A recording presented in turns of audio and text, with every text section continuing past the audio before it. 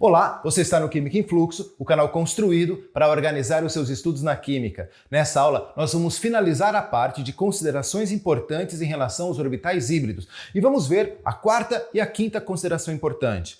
Aqui eu vou te mostrar algumas coisas que serão fundamentais para que você entenda com qualidade os assuntos mais complexos que nós já veremos nas próximas aulas. Então já deixa teu like, inscreve-se aqui no canal se você ainda não é inscrito, roda a vinheta e bora para a aula.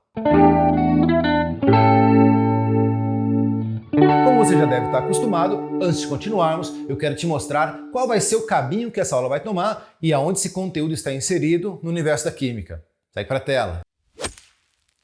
Você já sabe que a química está dividida em três grandes ramos: a química geral, a química analítica e a química orgânica. Nós estamos investigando a química geral, dentro da qual nós encontraremos os fundamentos da química, a atomística, a geometria espacial, as relações de massa, as funções inorgânicas, as reações químicas e a ecologia. Nós estamos investigando a atomística. Num total de 60 aulas, nós estamos na aula 52 e estamos investigando a eletrosfera. Em aulas anteriores, nós já vimos os cientistas importantes, voltamos a estudar agora os orbitais e em aulas anteriores também já vimos a distribuição eletrônica no diagrama de Linus-Pauling. Dentro de orbitais, nós já estudamos o conceito, as características, os orbitais atômicos, os orbitais moleculares. Estamos investigando agora os orbitais híbridos. Dentro de orbitais híbridos, nós teremos o conceito, as considerações importantes, a análise gráfica, o quadro resumo, outras hibridações e a análise das ligações. Nessa aula, vamos finalizar o estudo das considerações importantes e vamos ver a quarta e a quinta considerações importantes. E o que está em destaque é o caminho da nossa aula. Legal, agora que você já viu o caminho que essa aula vai tomar, já podemos finalizar o estudo a respeito das considerações importantes em relação aos orbitais híbridos. Segue aí. Eu já deixei aqui na tela a estrutura daquilo que a gente já tem estudado em relação aos orbitais híbridos. Nas últimas aulas, nós já vimos as três primeiras considerações importantes. Nessa aula, veremos a quarta e a quinta considerações importantes. Vamos focar nossa atenção agora na quarta consideração importante. Dá uma olhada. Somente depois que a ligação sigma é estabelecida é que, se assim for necessário, mais duas ligações poderão ser estabelecidas entre os átomos envolvidos. Para tanto, elas utilizarão os planos setentrional e equatorial dos átomos. Dá uma pausa aqui, que eu quero te chamar lá para o quadro para que você possa compreender bem esses conceitos de plano setentrional e equatorial.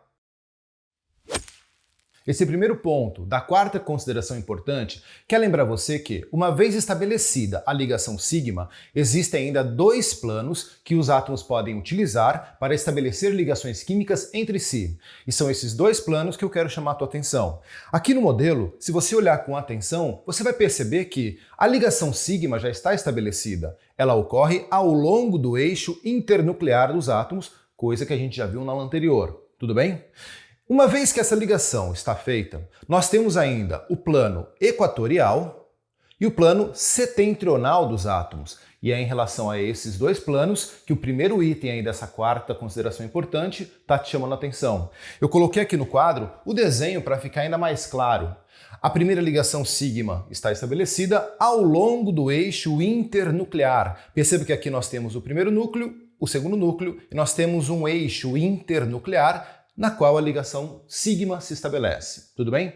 Depois dela, nós temos ainda o plano setentrional, que é um plano vertical, e um plano equatorial, que é um plano horizontal em relação aos átomos. Perfeito? Agora volta para o slide, que ainda tem alguns detalhes que eu vou te mostrar de como essas ligações são estabelecidas. Segue aí.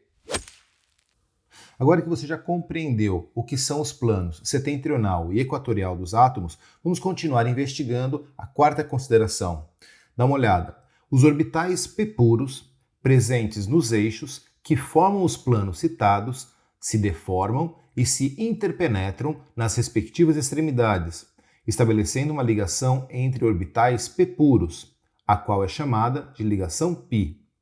Tais ligações usam mais energia para existir em relação às ligações do tipo sigma, portanto, são menos estáveis. sendo as primeiras a serem rompidas em eventuais reações químicas. Mais uma vez, eu quero te convidar para ir lá para o quadro, que eu quero te apresentar uma ilustração para que isso fique muito claro na sua cabeça. Vem comigo! Essa segunda parte da quarta consideração quer chamar a tua atenção para o fato de que, depois que a ligação sigma é estabelecida entre os dois átomos, vão restar ainda dois planos que podem ser utilizados para formarem novas ligações químicas entre esses átomos.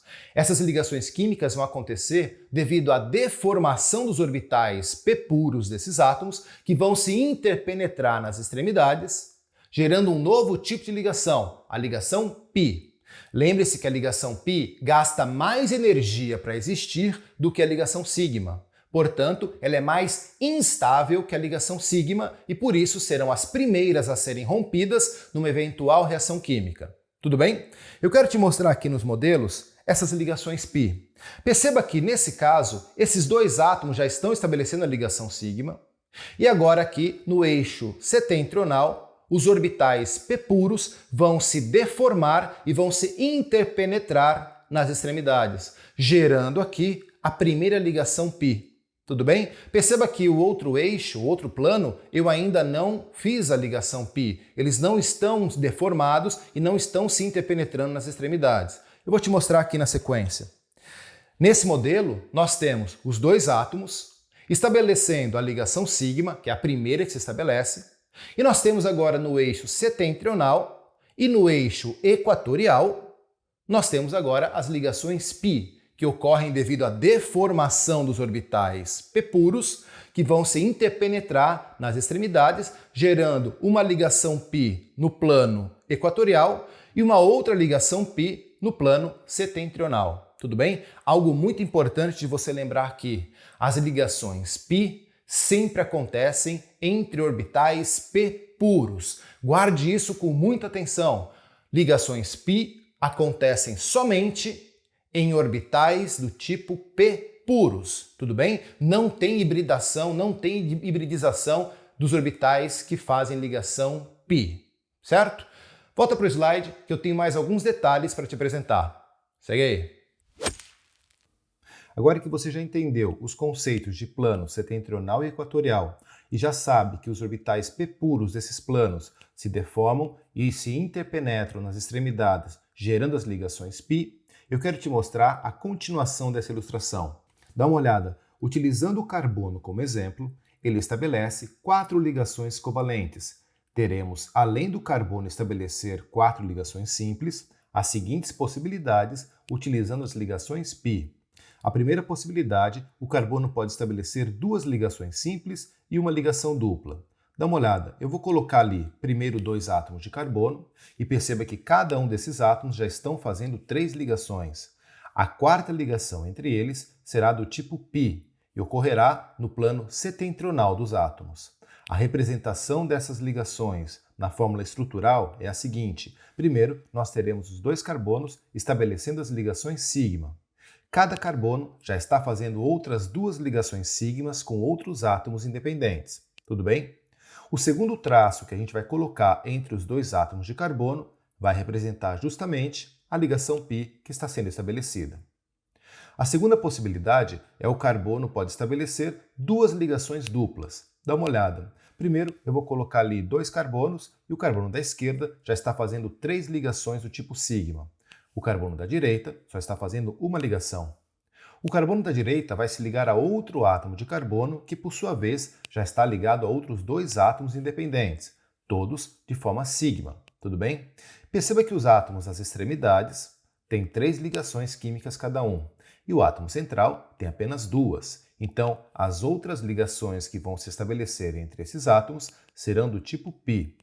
Entre o átomo da esquerda e o átomo central, vai se estabelecer uma ligação π no plano setentrional. E entre o átomo central e o carbono da direita, vai se estabelecer uma ligação π no plano equatorial. Perceba que os átomos das extremidades têm 3 ligações sigma e uma ligação π. Entretanto, o átomo central tem 2 ligações sigma e 2 ligações do tipo π. Tudo bem? Na fórmula estrutural, nós teremos o primeiro carbono ligado ao segundo carbono, e o carbono da esquerda fazendo outras duas ligações sigma. E o carbono da direita ligado a um terceiro átomo de carbono também através de uma ligação sigma. E esse átomo da direita já está ligado a outros dois átomos de carbono. O segundo traço que vai acontecer entre o carbono da esquerda e o carbono central é a ligação π que se estabelece. E o segundo traço entre o carbono central e o átomo da direita também é uma ligação π. Perfeito? E a terceira possibilidade, o carbono pode estabelecer uma ligação simples e uma ligação tripla. Dá uma olhada. Vou colocar ali dois átomos de carbono, estabelecendo uma ligação sigma entre eles e outra sigma, cada um respectivamente com outros átomos. Perceba que cada um desses átomos só está fazendo duas ligações químicas e eles precisam fazer 4 para alcançar a estabilidade química. A próxima ligação química que vai acontecer entre esses dois átomos é a ligação π no plano setentrional. E a quarta ligação é uma ligação π no plano equatorial. Dessa maneira, na fórmula estrutural, nós teremos dois átomos de carbono fazendo ligação sigma entre eles. Cada átomo de carbono já está fazendo uma outra ligação sigma com um átomo independente. O segundo traço desenhado entre os dois átomos de carbono representa a primeira ligação π. E o terceiro traço desenhado entre os átomos de carbono representa a segunda ligação π. Eu quero de novo te chamar para ir lá para o quadro para te apresentar mais uma ilustração com os modelos tridimensionais para te mostrar essas ligações do tipo π. Eu quero te apresentar aqui os modelos tridimensionais das ligações π que a gente acabou de investigar ali no fluxograma. Vem comigo! Cada uma das estruturas que eu vou te apresentar estão na fórmula estrutural. Lembre-se que a ligação π é feita no plano setentrional e equatorial dos átomos. Como isso é muito difícil de representar, eu vou te mostrar sempre a fórmula estrutural, na qual cada ligação química, independentemente se ela é sigma ou π, será representada por um traço. Perfeito? Perceba que nesse primeiro modelo eu tenho dois átomos de carbono fazendo uma dupla entre si. Então, uma ligação será sigma e a outra ligação será π. Nós teremos aqui dois traços entre os carbonos, uma sigma e a outra π. Nesse segundo caso, nós temos três átomos de carbono. Perceba que nós temos uma dupla entre esses dois primeiros átomos aqui e uma outra dupla entre esses dois átomos aqui. Então aqui tem carbono, dois traços, carbono, dois traços, carbono. Tudo bem?